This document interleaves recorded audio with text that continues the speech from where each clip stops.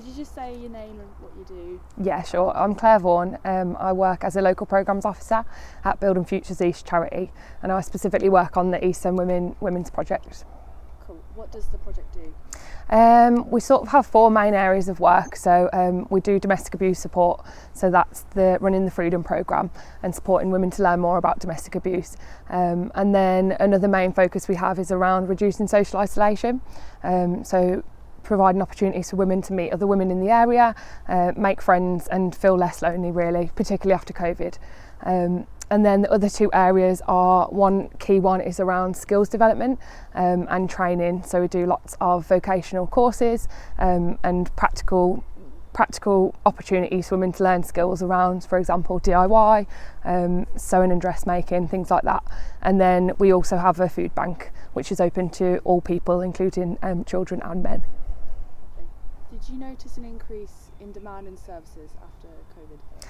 Yeah, definitely. I mean, when we opened the food bank last April, we found out about, or I guess we were put in touch with a lot of families that we wouldn't have necessarily reached otherwise.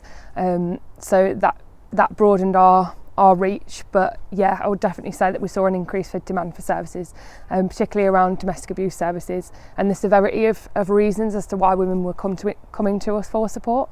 And the issues that women were facing seemed to diversify a bit more. Women that we've supported have always struggled with mental health issues, with depression, anxiety and loneliness, and those things really did exacerbate after the pandemic. So how important would you say your service is for survivors that use it? Survivors of domestic abuse. Yeah, really essential, because I think we not only do we provide a service where people can come and talk about domestic abuse and try and understand it, but we also have lots of other more holistic opportunities for people to make friends, to up their skills, and with that a core element is confidence building and trying to raise their self-esteem, because although the majority of women that we support are survivors of domestic abuse, everybody that we support lacks in confidence, and I think that's obviously a wider gendered issue beyond just the small remit of the East End. Is there any particular reason you chose DIY and sewing as your practical skills that you were teaching? Yeah, there's a few reasons. So the reason that we started the DIY courses was that a group of women had basically come to us and said, we would really like to learn more about DIY so that we're not having to spend expensive money on getting builders in, or getting handymen in. So it was a way, particularly so the group of women that I'm thinking of are lone parents, and they didn't necessarily have any expendable income to be able to get in these repairs done, or to wait for their housing provider to do it for them.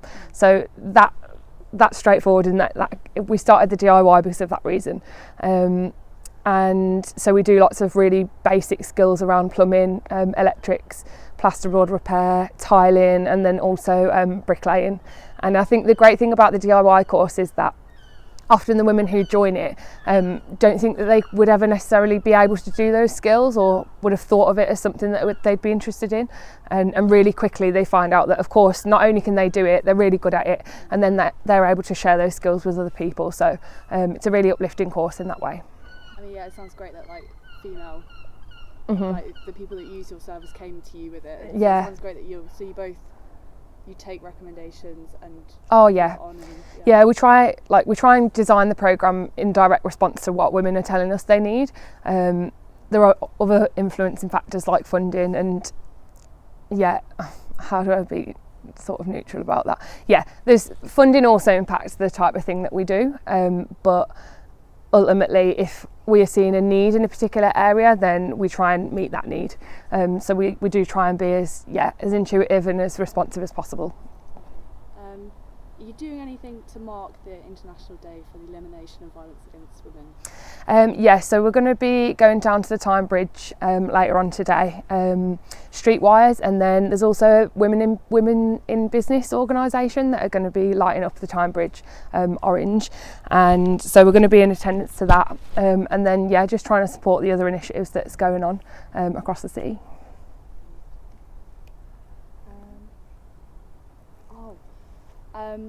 How do if you want to access your services, how do women Yeah.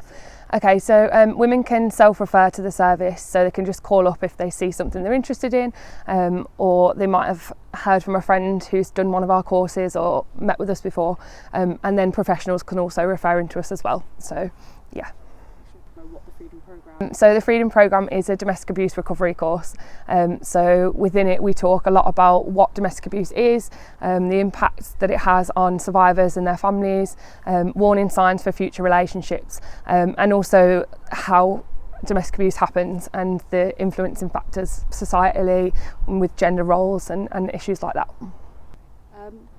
So with the Freedom Programme, is that used as a preventative thing, educational thing, or is that used so people can recognise what situations they're in? Or yeah, it's a bit of both. So normally the women that would go on Freedom Programme have experienced an abusive relationship before, so in that sense it's not preventative. However, we do talk a lot about warning signs, how one might be able to see these patterns emerging again in future relationships. So yeah, it's badged as a recovery course, but we also include things that are preventative, hopefully, for future relationships.